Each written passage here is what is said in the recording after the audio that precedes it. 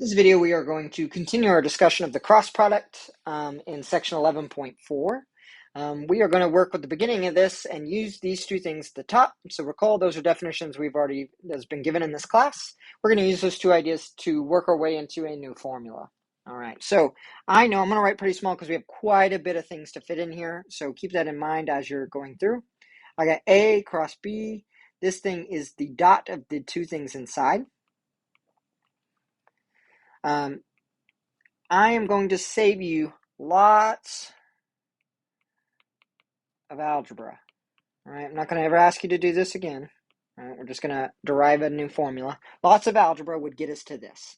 A1 squared plus A2 squared plus A3 squared times B1 squared plus B2 squared plus B3 squared minus A1B1 plus A2B2 plus A3B3 squared. You're not expected to know how all that came about. If you want to, take the dot product out, go figure all that out. You're going to have to do like the matrix thing and do all that, or you can just trust me. All right, now notice this thing right here may not be totally obvious, but that is actually the magnitude of A squared. It's almost the magnitude except for it needs a square root, but the square takes care of that. The same thing with B here. The magnitude of B squared minus, and then notice this thing here is a dot product of A and B. So this is A dot B squared. All right, we know this up here, so I'm going to go ahead and replace, do my equals up and down, magnitude of A squared times the magnitude of B squared minus, okay, and I'm going to fill all this in, magnitude of A squared times the magnitude of B squared times cosine squared theta. All we did is replace this with that. And then I squared each part. Notice that both of them have A squared, A magnitude of A squared times magnitude of B squared in both parts. So we actually can factor that out. Magnitude of A times the magnitude of B times 1 minus cosine squared. Hopefully that is a red flag for you. That is actually a trig identity. That whole thing is equal to sine squared. Okay, I know this is A cross B squared. So notice everything is squared in this. So I'm going to, and everything's positive, so I'm going to take the square root of both sides. Taking the square root, we get A cross B equals magnitude of A times the magnitude of B sine theta. This is extremely important. Notice we had something like that for the dot product at the beginning of this page, but this is the one for the dot cross product. All right, we have quite a bit to fill in here, a little bit more, so keep writing small. We have that. I'm going to extend this a little further because I'd really like it to maybe not be the magnitude on the left-hand side, maybe just the cross. So recall that any vector can be written this way. Vector v is the same thing as the magnitude of vector v times a unit vector in the direction of v. All right, if that's the case, then I can rewrite A cross B as the magnitude of A cross B times the unit vector.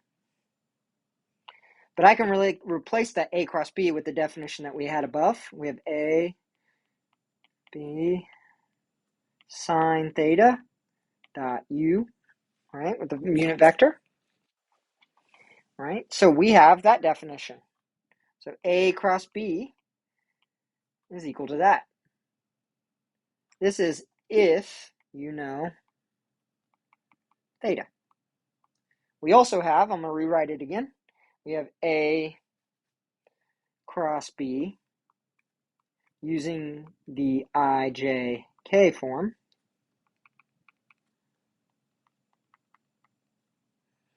If we know components. So we have two formulas here. If we know components. So two ways to get the cross product. If you know theta, use that first definition. If you know, I hate the way all this is boxed off, so I'm going to just take it out. We have, here we go. First formula if you know theta, second formula if you know components. Okay, so I have one more question to ask, and we'll end the video with this. What if A cross B is equal to 0? Remember, if the dot product was 0, we knew that they were orthogonal. Okay, so let's follow this reasoning. If the dot product, the cross product is equal to this, we have that definition right above us. So if that is equal to 0, then, okay, well, the magnitudes can't be 0, right? That really wouldn't make sense. If we wanted the cross product of the two, the vectors need to not be the 0 vector. So if the cross product is 0, then that definition is equal to 0. So that tells us sine of theta equals 0, right? This tells us that theta, based on trig, theta is 0 or theta is pi. But that tells me that A is parallel to B. So we have two things. So thus, recall, A dot B, if A dot B is 0, then A is orthogonal to B. If A cross B is equal to 0, then A is parallel to B. Pretty interesting. All right, so we have those two things. Those are big. Sorry for my handwriting. I think it got worse there. There was a lot of writing on that page. So hopefully you can read that. If you can't, please just let me know if there's something, and I can either help you understand what it's saying or re-record my video, which may be the case, and that's okay if that needs to happen. All right.